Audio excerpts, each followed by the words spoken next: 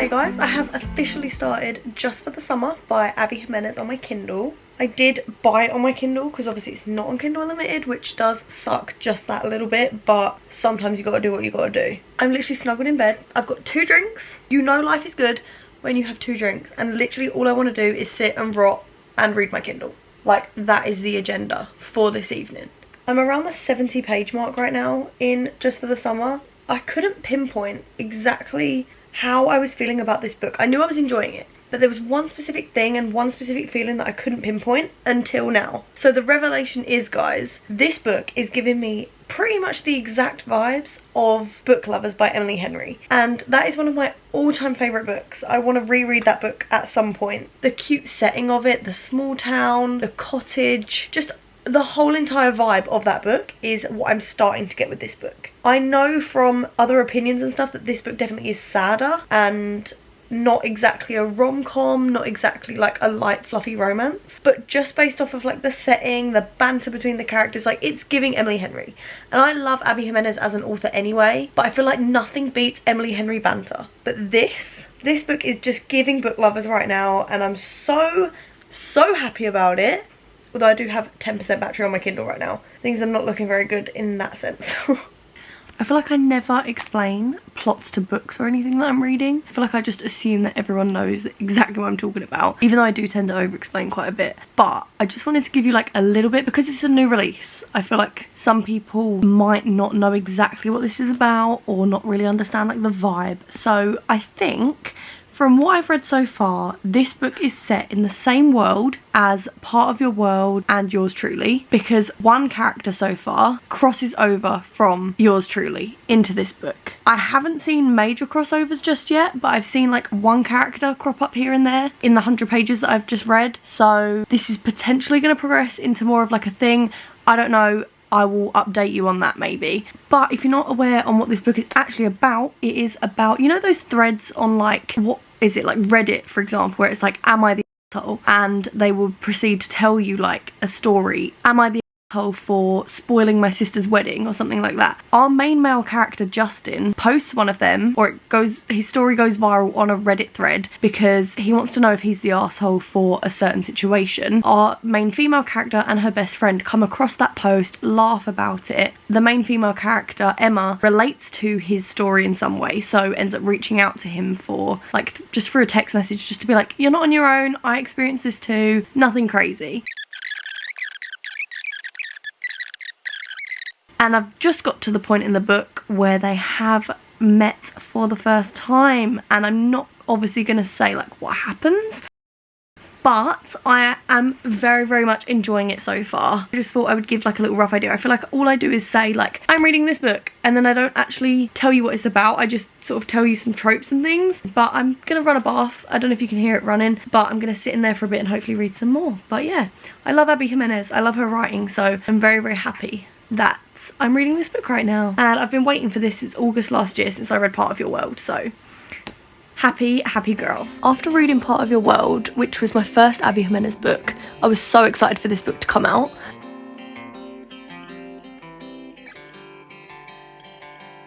It is the next day, and I'm literally sat in my element right now, just literally going to read my book for the rest of the night. I've heard some people say that you don't really have to read the other books, which is Yours Truly and Part of Your World, to read this one. And although I somewhat agree, I do very much highly recommend reading the others first, because there's definitely character crossovers. But Abby Jimenez's writing has become one of my favourites recently. She raises awareness on very hard topics, but in such a light-hearted way, and her writing's just amazing, and she's honestly become one of my favourite authors instantly.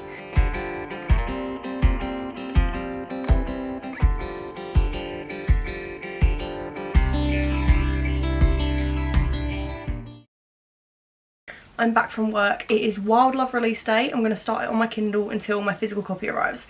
I am so excited. I already knew that I would love Wild Love, simply because last year I fell in love with the Chestnut Spring series by Elsie. This book was a little bit different though. It wasn't necessarily a cowboy romance like our other books.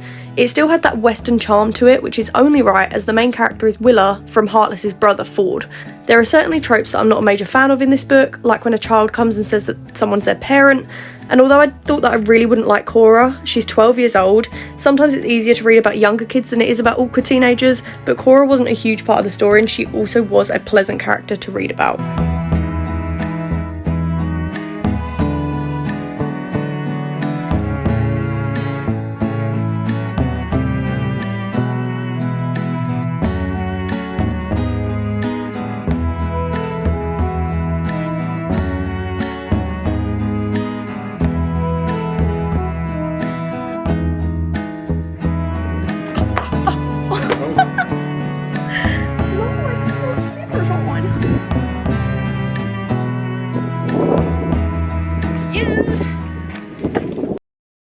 This is probably the most random mid-check-in of a book in a vlog that I've done, but I'm randomly doing a 24-hour readathon, which you probably would have already seen by now.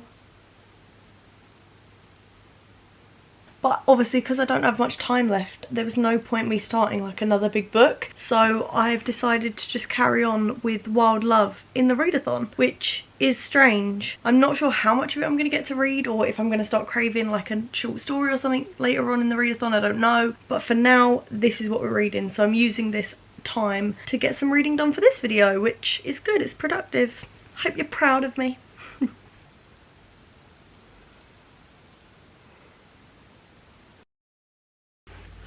I look strange in this jacket.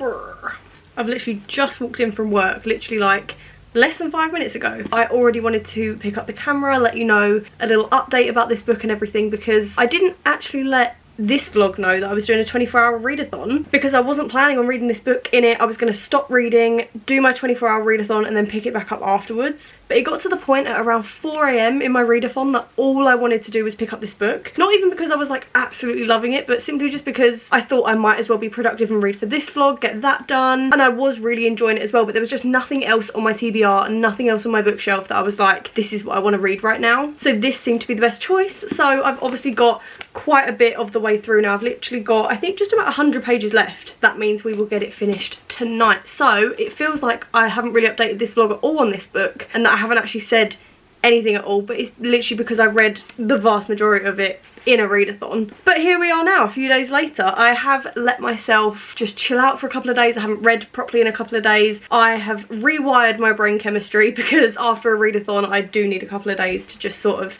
just relax and unwind a little bit. But we will be finishing this book tonight.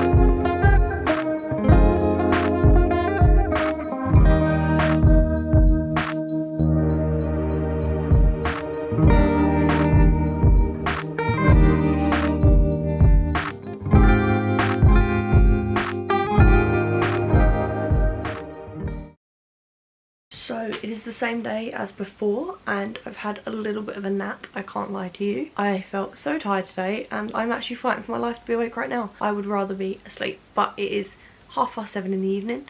I have been asleep since 5:30 and I will not sleep through the night if I go to sleep now. So I am like keeping myself awake right now. It's giving readathon vibes, even though I have had the perfect amount of sleep last night. I have been to work though. Why am I telling you about this? I don't know. I have finished Wild Love by Elsie Silver now and absolutely loved the book. But before my little nap I did start my next read of this video as an audiobook actually, which is Happily Never After by Lynn Painter. I've never read a Lynn Painter book before. I've got Better Than the Movies on my TBR, my physical TBR, and I've really wanted to read Is It Betting on You and just like other little books by her because they look so cute and they look right on my street. I just haven't got around to them yet, but this one came out and the premise of it seemed really interesting. It's about a woman whose husband cheated and she ends up hiring hiring someone to object at their wedding, and then he ends up wanting her to return the favour and object at someone else's wedding as well. And then it just sort of like becomes a thing and unravels, and then they sort of just like see each other. I'm assuming obviously they're going to start like fancying each other and stuff, but I'm on chapter 14 right now, so I've got, it does say I've got 2 hours and 51 minutes left of the audiobook, but I'm listening to it on 1.95. So if I put that on 1 time speed, it's 5.5 hours left. But I'm listening to it on nearly 2 times speed because I'm a fast-paced girly. But I fear that we're going to be listening to it, or at least reading it all, in one day. I plan on taking the next few days to read my next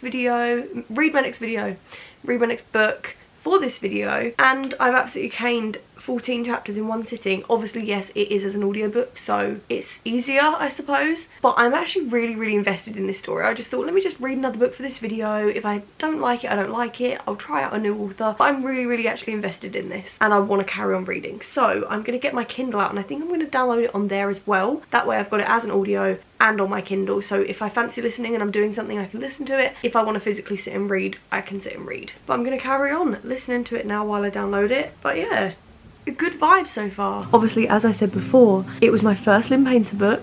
I didn't really have that many expectations on it, simply because I just didn't know what I was getting myself in for, but it was amazing. The writing was easy to listen to. I loved that there wasn't like a major third act breakup. It was just sort of like a little tiff, and it wasn't even really between the main characters as such. One of my favourite elements from the book was that he fell first. The main male character fell first and couldn't understand why the female main character wasn't attaching herself to him and stuff. That was good, because he was like, I don't understand like what I'm doing wrong. I'm starting to like her. She's not giving me anything back. And it just, it was so just fun. And I feel like it was like that for quite a long time. Normally the main male character will fall first, and then literally like 2 chapters later the female main character will realise that she is in love with him or whatever. But this one, he was pining over her for like a very long time. And it was like that trope where like the female main character didn't really believe in love and stuff. She obviously wasn't opposed to it, but because she'd had like bad experiences in the past, she was like, I'm not ready for a relationship. I'm just not really like, I don't believe in love. I think it's just silly. So many people out there, how can you find that one person? And then obviously towards the end, she was focusing more on Max, our main character. But I literally read this in one night. That is how crazy my life is right now. I have no life. I've demolished this book pretty much in one sitting. It was only like 313 pages, I think. So like, that's nothing crazy. That isn't anything like too bad. But it was so cute. But I think I've read all the books I was going to read for this video now. I did have like a couple of others planned. I did want to read The Reappearance of Rachel Price by Holly Jackson, but I think I'm going to save that for another video because I do really want to get this video up. I didn't want to rush that book, but I think I've had quite a pleasant experience reading these new releases. I know that a lot of people haven't liked the new releases that have come out this year, but it's quite solid, to be fair, for me. Just went and got the other books that we read for this video to give a last final little wrap up before I say goodbye. So obviously we started off with Just for the Summer by Abby Jimenez. I have since got the physical copy of this now. I did have it on pre-order, but by the time that I'd read the majority of it, my physical copy came and I was like, I'm just going to read the rest of it on Kindle. And obviously I did buy it on my Kindle, but I absolutely adored this book. I was probably thinking like a 4.5 star, but I've since, upon reflection, definitely gonna put this down as a 4.75. It wasn't quite that 5-star feeling like yours truly was for me, but it was definitely up there. One of my favourite books of the year. Really enjoyed it. And then obviously we read Wild Love by Elsie Silver. This one did pleasantly surprise me. Obviously I did know that I was going to really enjoy it because I love Elsie Silver's books, but it was more about the fact that at the first like 50-ish pages I wasn't that invested in it, and then I did my 24-hour readathon, read quite a bit of it in one go, ended up really enjoying it, and then binging the last 100 pages. So I think in order for me to like a book, I think I have to just sit and binge it now rather than reading like sporadically. I binged like 200 pages of Just for the Summer in like one sitting, which is basically half of the book. And then I binged obviously a load of this one as well, so, and I've read this one pretty much in one sitting. So I think in order for me to get fully invested and fully immersed, I need to be a binge reader right now, guys. And obviously audiobooks has definitely helped me lately as well. But I think I'm gonna rate Wild Love, I think I want to go like a 4 star. It was definitely no less than a 4 star. The most I'll go is 4.25. And then of course we have Happily Never After, which I just spoke about. I will put my final rating on screen as well because I've just finished the book, so not sure exactly what I'm going to go for yet, but that was fabulous as well. But I am going to end this video here because I need to edit it and get it up literally in the next 24 hours, so that's going to be fun for me. But if you did enjoy this video, then please give it a thumbs up. Let me know if you've read any of the books in this video, any new releases that you're excited for. I know we've got Funny Story by Emily Henry that's out now, all of that other exciting stuff, and I will hopefully see you in my next video. Love you guys lots.